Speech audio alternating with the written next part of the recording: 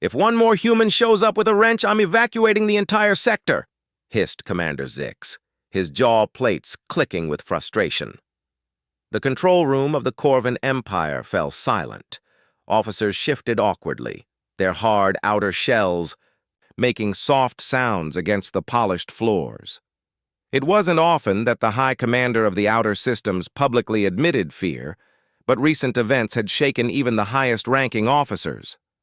Captain Morn spoke first. "With respect, High Commander, the humans aren't behaving as we expected. Our predictions didn't account for this." "Predictions?" Zix sneered. "Predictions said they would break when we destroyed their fleet. Predictions said they would give up when we took their outposts. Predictions said their worlds would fall like dry leaves in a fire."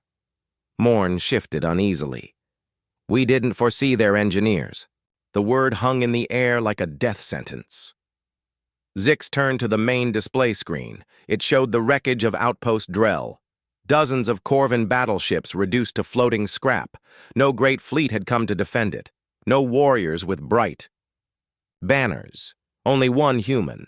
One repair worker had been detected on board. The logs recovered from surviving drones told an impossible story. The engineer had boarded Drell pretending to retrieve important equipment before surrender. Instead, he had crawled through maintenance tunnels, weaponized the waste systems, reversed the power vents, and somehow turned a broken communication relay into a gravity weapon. Within 8 hours, Drell had collapsed inward like paper soaked in water. The engineer had escaped using what survivors swore was a makeshift space slingshot. "Find me a soldier who can defeat a fleet without firing a weapon," Zix growled. "Go ahead, find me one." No one spoke. The humans had broken every known rule of battle. Warriors were supposed to fight warriors, weapons against weapons, ships against ships. Not this strange magic of pipes, wires, and pure creative destruction. General Rask, massive even by Corvan standards, thumped his armored fist against his chest. "Permission to lead the next boarding party personally, High Commander. I will kill any human engineer I find before—" Zix cut the air with one claw. "Denied. You will not even get within sensor range until we understand how they think." After a grim pause, Rask said, "Perhaps they do not think at all. Perhaps they are possessed." Zix almost laughed. Possession would have been comforting. It would have meant something they could study, fight, defeat. But this was worse. This was humanity in its natural state. The High Commander leaned heavily on the edge of the console, his voice low. "When a human soldier stands before you, you know the terms of battle. When an engineer walks into your facility, you don't know you're at war until it's already lost." A murmur of agreement rippled through the room. "Any progress with the captive?" Morn asked carefully. "None," said Intelligence Director Pex, stepping forward. His skin was dark with pale ridges running from forehead to jaw. "We captured one of their engineers 2 cycles ago. He refuses to answer questions. He has turned 4 different cells into death traps despite having no tools." Morn blinked. "4?" Pex nodded grimly. "The first cell was vented into space when he rewired the air system using only his teeth. The second had its gravity flipped, remotely through nothing but tapping sounds against the wall. The third somehow turned to liquid. We still don't know how." "And the fourth?" prompted Morn. Pex hesitated. "He convinced the guards to change the cell security settings as part of a maintenance routine. They simply complied." Zix slumped. "They aren't soldiers. They aren't saboteurs. They're a thought infection." The doors opened, and a junior officer rushed in, his back spikes trembling with panic. "High Commander! Emergency signal from the fleet repair bay." Zix barely had time to straighten before the main display shifted. Live footage flickered in. A human engineer, thin and messy-looking, was crawling inside the Empire's main battleship. Alarms flashed.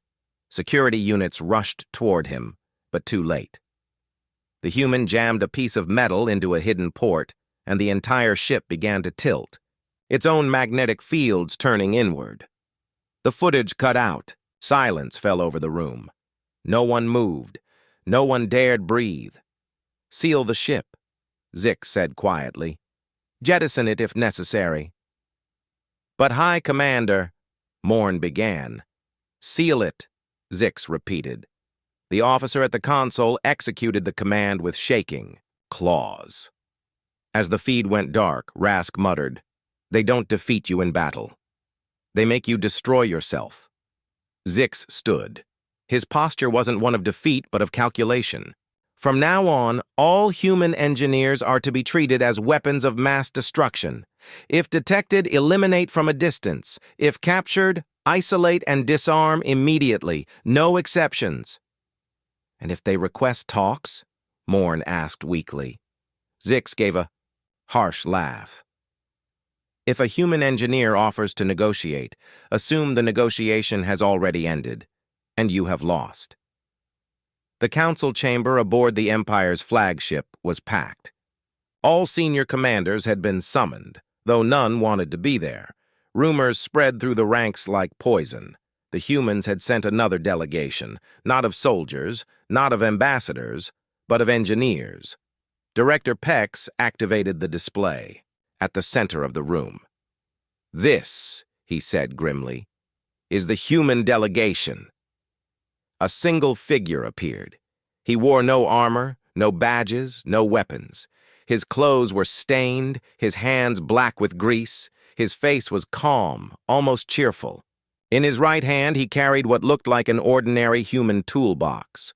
The reaction among the Corvin officers was immediate. Weapons were drawn. Defensive barriers flickered to life. Even Rask took a step back, his huge frame suddenly cautious. Zix watched the panic spread with cold satisfaction. "You see? No banners, no fleets, no death squads. One human, one box of tools." "What are his demands?" growled Rask. Pex grimaced. "He hasn't made any demands. He requests only to inspect our station's systems for potential safety issues." A low hiss filled the room, a sound of dread, not mockery. Zix turned to Morn. "And you're certain he carries no weapons?" Morn nodded stiffly. "His box contains common repair items, wrenches, soldering tools, wire, nothing our scanners classify as dangerous." "Our scanners," Zix echoed darkly. "Their standards define an air filter as a tactical asset." Finally, Rask, whose pride had been deeply wounded, snapped, "We could simply kill him." Pex lifted a data screen. "Possible, but not advisable." The High Commander gestured for him to continue. "Intercepted messages suggest that human engineers are considered diplomatic personnel by their governments. Killing one without cause could trigger a formal escalation, potentially a declaration of total war. And if we allow him aboard, he'll destroy our systems from the inside," said Zix. Pex nodded slowly. "So," Zix said, drawing out the word, "we are trapped." "In essence," Pex confirmed. There was another option. Everyone knew it, but speaking it felt wrong. General Rask finally said it. "We could allow the inspection." A ripple of disgust spread through the room. "We show weakness," Zix said flatly. "We show intelligence," Pex countered. "Survival is not weakness." The High Commander scratched his claws against the stone rail. His instincts screamed for defiance, for war, for blood. But instincts were what humans expected. It was reason they feared. Zix made his decision. "Allow the human to inspect," he said. "Escort him. Watch every movement. Assign an entire security battalion if needed." "And if he begins sabotage?" Rask asked, seething.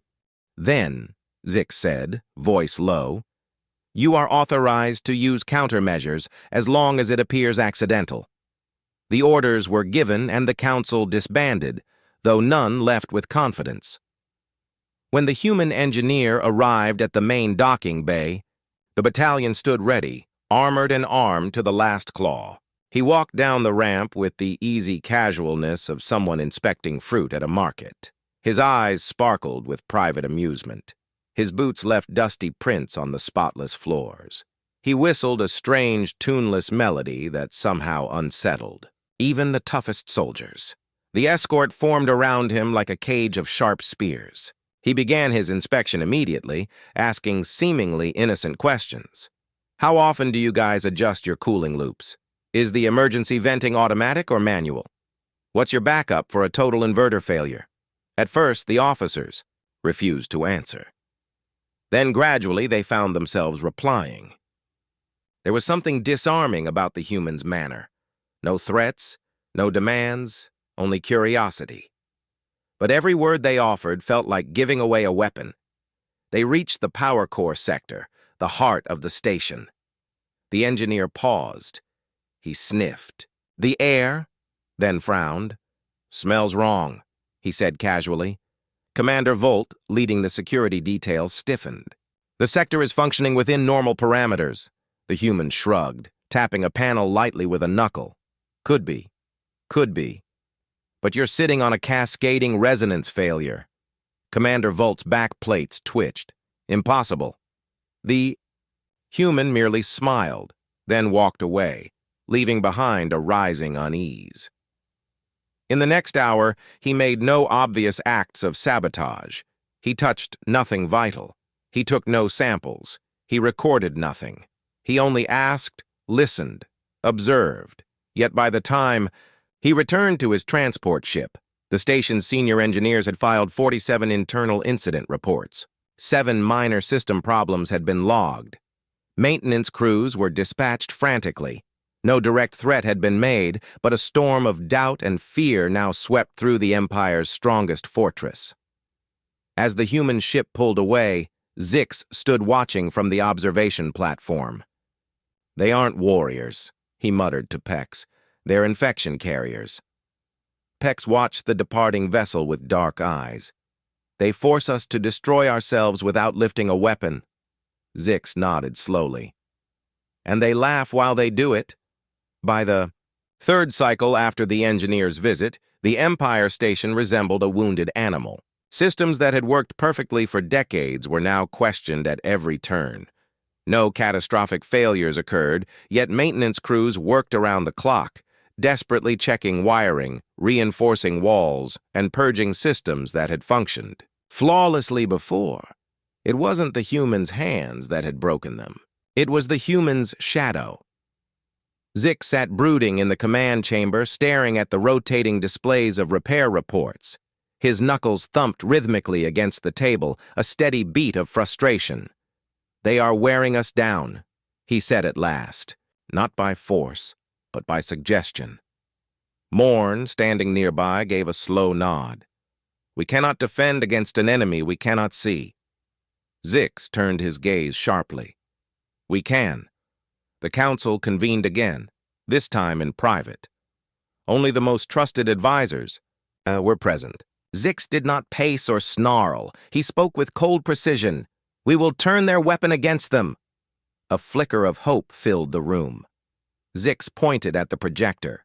An image of a captured human cargo ship appeared, its hull damaged, engines stripped. For study. Humans trust too easily in the genius of their engineers, Zix said. They assume any system touched by one of their own is impenetrable. We will let them assume it. General Rask leaned forward. Sabotage? More than sabotage, Zix said. We will rig this cargo ship with layers of false modifications, obvious enough to be discovered, subtle enough to cast doubt on everything they find. Morn caught on. They will waste time trying to understand the deceptions. Exactly, Zix said. And while they scramble to dismantle false threats, we strike elsewhere. A pulse of savage approval spread around the room. Finally, a plan that used their strengths. Zix assigned his most cunning engineers to the task. Over the next few rotations, they tore the cargo ship apart and rebuilt it into a maze of traps, misleading circuits, and fake fail-safes. The fuel. Lines were routed through fake explosives that would appear dangerous but were harmless. Cooling systems were set to emit confusing heat patterns. Computer logs were filled with fabricated maintenance schedules suggesting non-existent weaknesses. The ship was a spider web designed to catch the most dangerous prey, the human mind.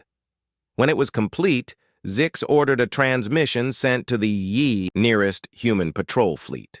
A carefully staged distress signal. Engine failure. Life support failing. Automatic beacon broken.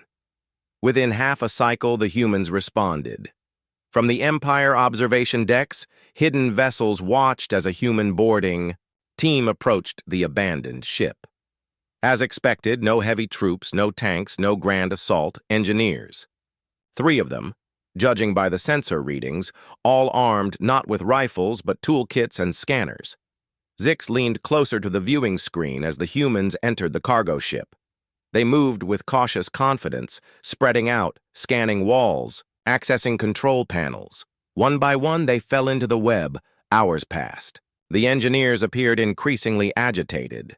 Readings showed them arguing, backtracking, feverishly dismantling systems that posed no threat.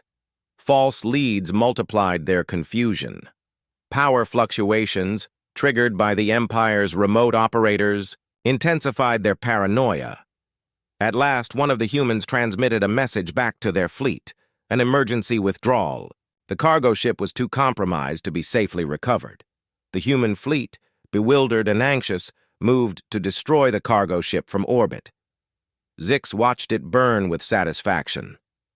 "We forced them to destroy their own prize," Rask said, voice thick with triumph. "And in doing so," Zix said quietly, "we taught them to distrust even themselves." The chamber was filled with an air of grim victory, but the humans were not so easily defeated. 3 cycles later, Empire reconnaissance vessels detected unusual movements along the outer sectors. Human ships, dozens of them, moving without traditional fleet formations. No battle lines, no supply trails. Instead, engineers traveled ahead, in small, quick crafts, landing on moons, asteroids, abandoned stations, anywhere the Empire had once left a trace. Every system, every weapon, every base they had abandoned or hidden was being examined, stripped, and re-engineered. Pex, pale under his thick hide, delivered the report personally. "They aren't fortifying," he said. "They're reinventing." Zix stared at the projected map of their territory. Spots of red, human activity, spread like bloodstains. "How?" Rask demanded. "We damaged their trust. We infected their thinking." Pex shook his head. "We taught them to think even faster." Zix watched the data streams flowing across the display. One phrase repeated itself across intercepted human. Communications. Every system can be improved. It wasn't fear he saw in them now. It was ambition. "They aren't dismantling our traps," Zix realized aloud. "They're studying them, learning from them." The room fell silent. "We have made them stronger," Rask whispered. Zix felt a cold certainty settle over him. The humans had absorbed the lesson meant to destroy them. They had turned suspicion into innovation, chaos into opportunity, and their engineers, once feared as saboteurs, were evolving into something far worse, pioneers. The Empire reeled in. Silence. Zix stood alone now at the highest point of the command chamber, watching as the last sensor feeds flickered and died. Human engineers, once an oddity dismissed as harmless background noise, had become the architects of the battlefield itself. Pex approached, carrying a final data screen. "Hi, Commander," he said quietly. "We have confirmed it." Zix turned slowly, his claws curling into the folds of his cloak. "Confirmed what?" Pex placed the screen before him. "They aren't simply modifying old installations, they are building new ones." The projection unfolded, revealing a network of stations, relay points, energy grids, all built using salvaged Empire technology. But nothing resembled their original design. Human engineers had reimagined them entirely, making the system stronger, faster, less predictable. Morn joined them, the color draining from his scaled features. "We have lost control. They have taken our traps and made them into weapons of their own," Zix finished. Pex nodded grimly. "They're expanding faster than we can respond. Every failed device we left behind has taught them something." Then, "They are no longer engineers," Rask rumbled from the doorway. "They are a plague." Zix studied the map one final time. "No, not a plague. Plagues mindlessly spread and consume. This is methodical, calculated. Every new human structure has purpose. Every adaptation has focus. They are evolution-made flesh," Zix said. "Across the stars, Empire garrisons fell without battle. Weapons turned against their owners. Systems reprogrammed without warning. Ships docked at friendly ports only to find gravity shifted sideways or air replaced with harmless gas. Entire fleets drifted dead in space, their cores taken apart by invisible hands, and still the humans came. Not warriors, not conquerors. Engineers. At Outpost Jeln, a desperate Empire commander destroyed his own base after a single human was seen near the maintenance tunnels. No sabotage was confirmed. The mere suspicion was enough to cause collapse. Aitati. Forward Station Nif. Empire forces abandoned a fully operational battleship after discovering someone had tampered with the ship's food dispensers.